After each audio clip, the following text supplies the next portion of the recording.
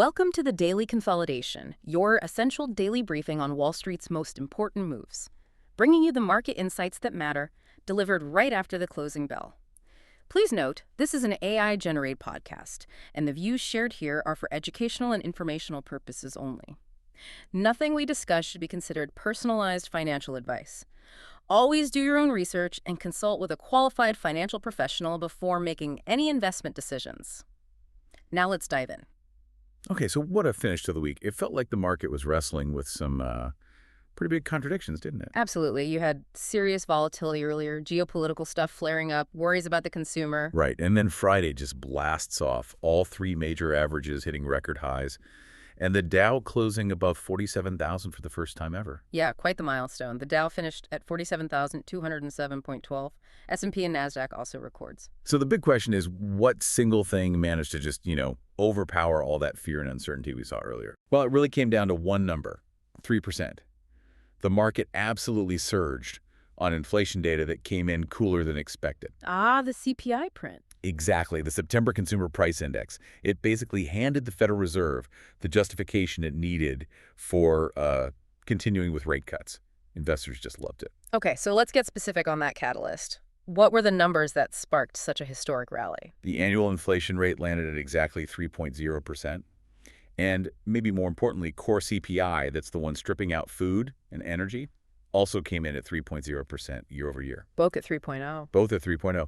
And crucially, both were lower than what analysts were forecasting. So it confirmed that inflation is cooling maybe faster than people thought. So 3% is the magic number that makes the Fed's next move almost a sure thing. Is that the thinking? That's precisely the market interpretation. This softer reading, well, it just reinforces what many participants were already banking on Fed easing. Right. So right now, if you look at market pricing, it's showing near certainty like over 99% odds for a quarter-point cut at the next meeting. From the current 4 to 4.25 range. Correct. And it doesn't stop there.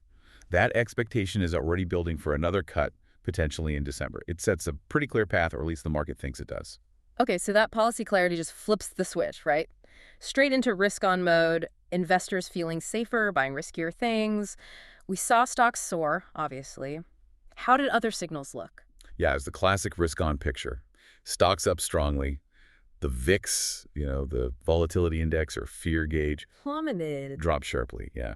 And credit spreads tightened. Okay, hold on. That credit spreads tightened. Can you unpack that for listeners? What does that signal? Sure. It simply means the extra interest, the premium, that companies have to pay to borrow money compared to super safe U.S. Treasuries got smaller. So, less perceived risk. Exactly.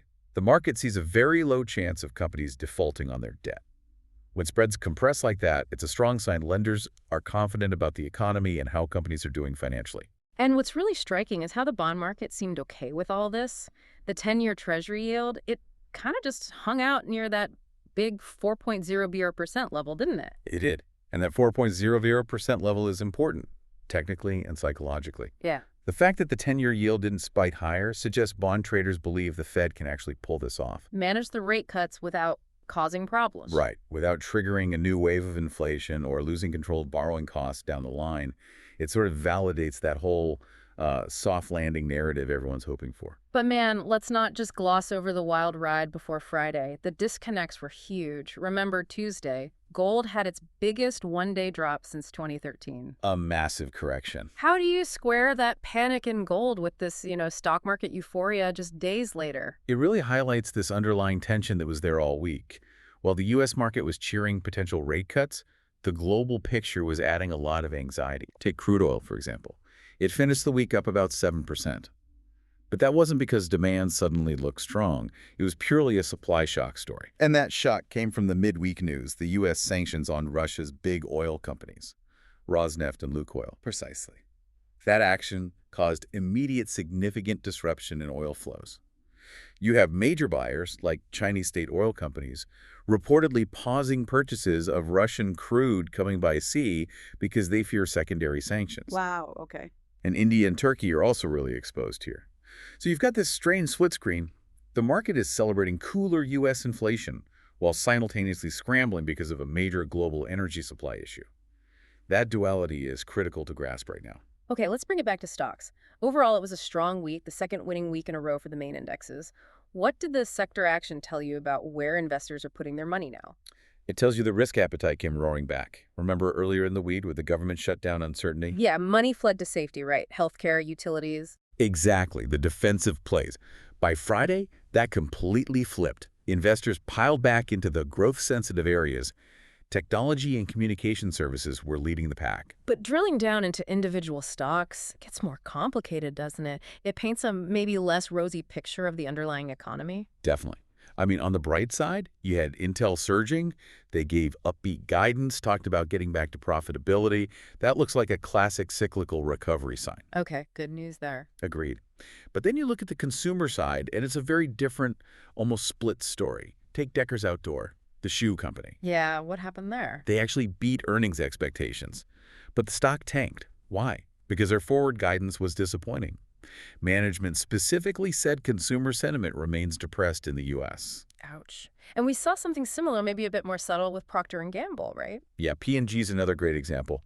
Their stock went up because they beat on revenue and earnings overall. Oh, good headline numbers. But if you dig into the details, they actually saw volume declines, selling fewer items in important areas like healthcare and fabric care. Why was that?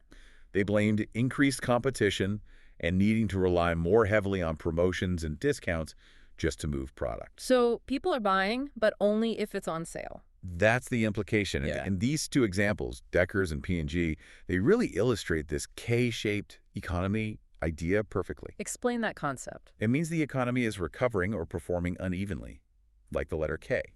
The upper arm is doing well.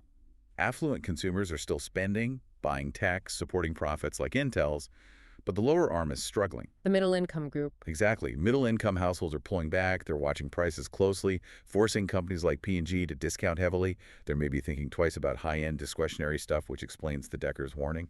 So resilient at the top, but maybe more fragile underneath. That fragility is a key point, though not all news was cautionary. Ford had a good run. Right, Ford surged.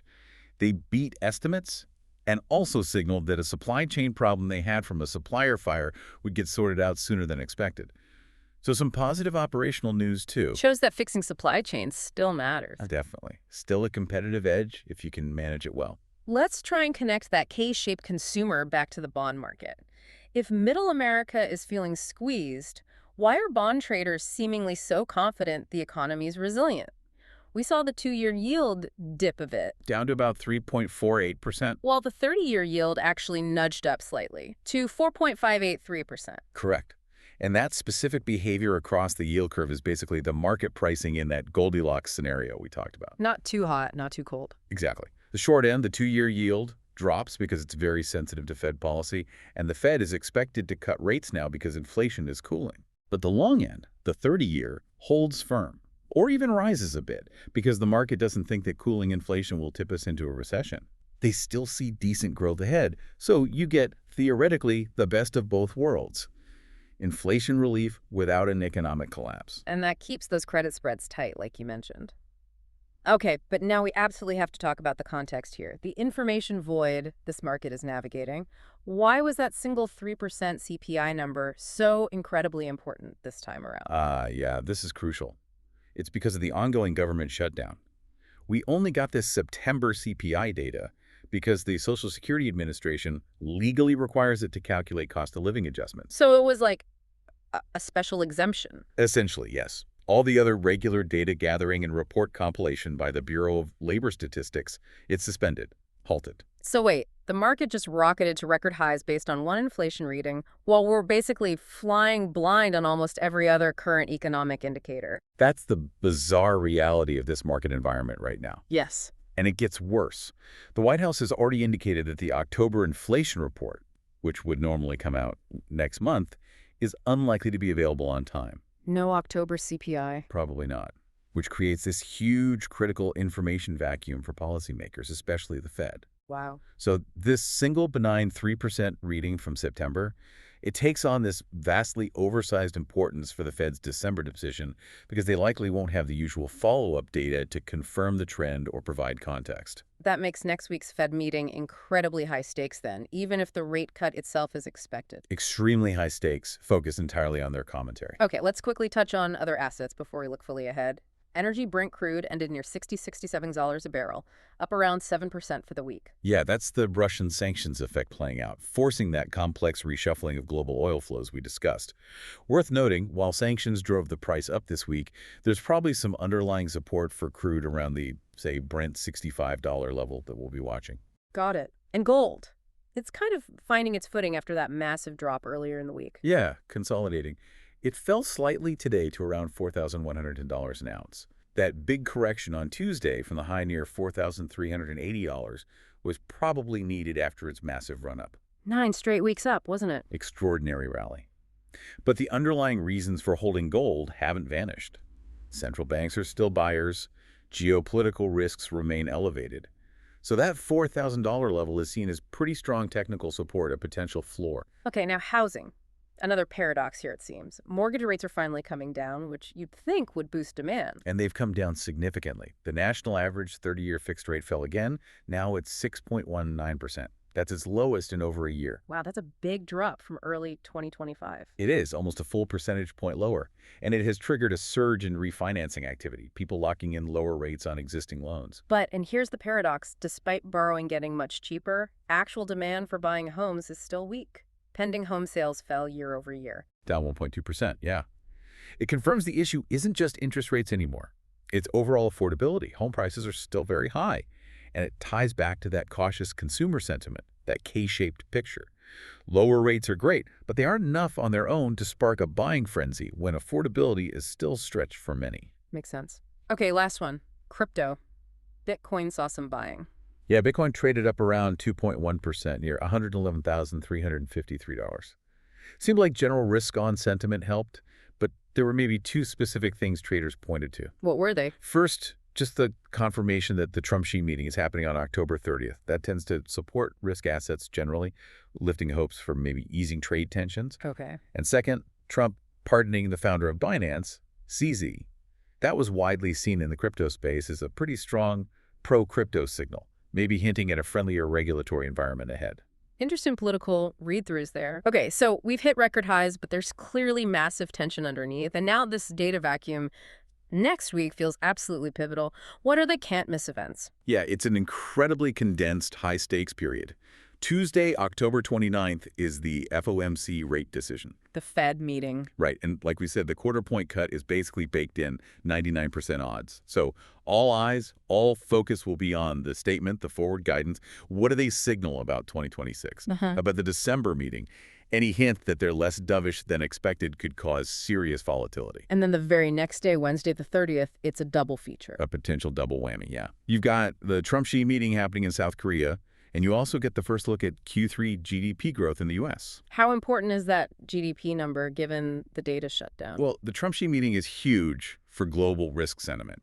Any positive news on trade could really boost markets. The GDP number gives us a snapshot of Q3, but its impact might be a little muted because, one, it's backward-looking, and two, we lack all the usual current data points to put it in context because of the shutdown. Right, the missing pieces. Okay, technically speaking, after this breakout, where do things stand? What levels should people watch? For the S&P 500, that 6,800 level now looks like pretty solid technical support. It's a key psychological area, too. Upside resistance seems to be in the 6,850 to 6,900 zone next. In the Dow. Well, closing above 47,000 for the first time clearly establishes that level as new support. Shows significant upward momentum. So if you're trying to think about the week ahead, how do these big events and this lack of data translate into potential scenarios for the market? Okay, well, scenario one is the optimistic take. Continued rally, soft landing confirmed. If the Fed delivers exactly what the market wants, dovish guidance, and the Trump-Xi meeting goes well, maybe some positive trade headlines. Then Friday's rally gets validated. Exactly. The market could push higher, potentially testing that S&P 6,900 level or even beyond. Okay, and scenario two maybe reflects those underlying tensions a bit more. Scenario two would be something like consolidation and choppy trading. This feels quite possible given the crosscurrents. What triggers that? If the Fed's statement has any ambiguity, maybe sounds a little less certain about future cuts than the market hopes, or if the trade meeting disappoints or produces nothing concrete. Then things could get messy. Yeah, you can see profit-taking kick in. The market might chop around, maybe stay range-bound between, say, S&P 6,650 on the low end and that 6,800 support level. It really is remarkable to see the market show this kind of resilience, shaking off geopolitical shocks and hitting records. But you're right, the fact that next week hinges so much on non-economic events, policy statements, political meetings, because we're missing the actual economic data, Yeah. that feels precarious. It really does. The rally shows confidence, no doubt, confidence in the Fed's path mainly. But this extreme uncertainty caused by the shutdown, this data vacuum, it means the market is incredibly, maybe unusually, sensitive to any surprise out of Washington or Seoul next week. Investors really need to stay tuned to those signals. Absolutely critical week ahead. That's all for today's episode of the Daily Consolidation. For more daily market analysis, subscribe, and we'll see you at the next close.